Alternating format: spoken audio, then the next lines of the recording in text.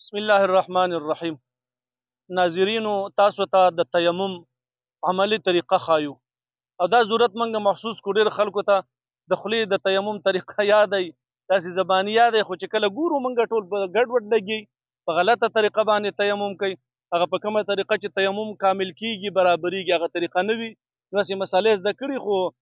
عمل خراب وي چې عمل خراب شو تیمم ونه شو. نو ناظرینو تاسو چې کله تیمم کوئ او د تیمم موډ کې وي او هغه ضرورت دی نو تاسو به د ټولو نه لومبی که چا سره ګوتمه ورسره ده ګوتمه به لرې کړي که ګوتمې په لاس باندې و تیمم نه کیږي. دویم نمبر چې ګړۍ په لاس باندې ده دا ګړۍ به لرې کوي ګړۍ به لرې کړي که ګړۍ د چا په لاس باندې وي تیمم نه کیږي. بیا تیمم کې درې فرض دي یو نیت دی او دوه ضرب دي یو ضرب د مخ دپاره دی یو ضرب د څنګلو دپاره دی. نو زه اوس عملي طور تاسو ته هغه تیمم طریقه خیم. زه نیت کومه دا تیمم زه د پاره د پاکۍ د حاصلېدو کوم چې ما ته پاکي حاصله شي زما بیودسي ده یا وړه بیودسي ده یا لویه بیودسي ده دا داسه دپاره هم دا طریقه ده وړې بیودسۍ لرې کېدو دپاره د لویې بیودسۍ د لرې کېدو دپاره هم دا طریقه ده یعنې د جنابت د سړو دپاره ښځو دپاره او دا یو شانه طریقه ده او داسه دپاره د جنابت دپاره دا یو طریقه ده. نو زما یو نیت دی دغه نیت دی چې زه د پاکۍ دپاره دا تیمم کوم. نو زه به اول خو یو فرض ادا شو چې نیت که نیت زه ونه کړم دا خاورې ما نه پاکوي دا خاورې چې ما پاکوي په نیت باندې ما پاکوي نو په تیمم کې نیت فرض دی په اوداسه کې سنت دی. بل زه به یو ضرب ورکړم نو دا که خاوره وه که دیوال و که خښته وه په هغه هر څه باندې زما مخې ته رومیل پروت دی په دې کې هم خاورې شته زوړ دی نو په دې هم دغه کېږي دا تیمم کېږي یا خاته مې دا خاورې دي بس ما دې خاورې له دا نو دا لاسونه به داسې وڅنډم نو بیا به دا زه په مخ باندې راکاږم نو چې په کوم حدودو پورې مخ وینځل فرض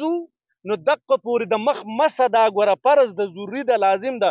دا د ویښتو یخونه دي دا ویښتو یخونه دي نو د دې نه به زه شروع کوم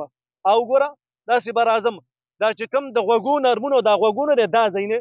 دا ځای نه دغه شان دا ځای نه بعضې خلک دا پرېږدي پکې به داسې چل وکړي نو نه هغه بره ورسي نه لاندې ورسي نه دا ځای تیمم ونه شو د سر نه به بالکل چالو کېږي دغه ځای نه به چالو کېږي او اکثر خلکونه پکې د پوزې سر پاتې شي داسې چل وکړي د پوزې سر پاتې شي د پوزې سر وینځل خو فرض نو د پوزې سر به هم پکې راګیرې داسې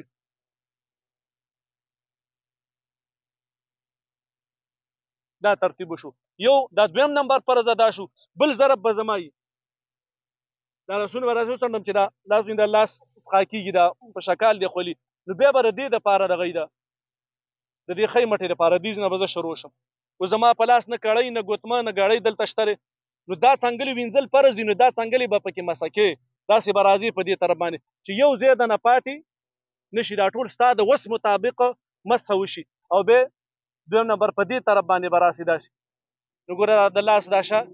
وینې دا څنګل وینئ دا څنګل دا سر ګوره دا به پکې راګیرې دا کوم ځای پورې چې مټې وینځل فرض وي په دې ترتیب باندې دا د تیمم طریقه ده. او بیا ټینشن مه اخله بس چې تیمم وشو بس ته ورځه مونځ اودس تلاوت یعنې چې په اوداسه باندې کوم کارونه کېدل جایز کېږي هغه په تیمم باندې کېږي نور پکې اضافي څه نشته پوزو کې ګوتې ورکول څوک د سترګو پسې او څوک خوله کې راکوي څوک دا لاسونه ده نه دا پکې نشته به دغه درې فرض دغه د تیمم ادا شو تیمم وشو اوس تا ته اجازت دی ته پې خپل عبادات کوه.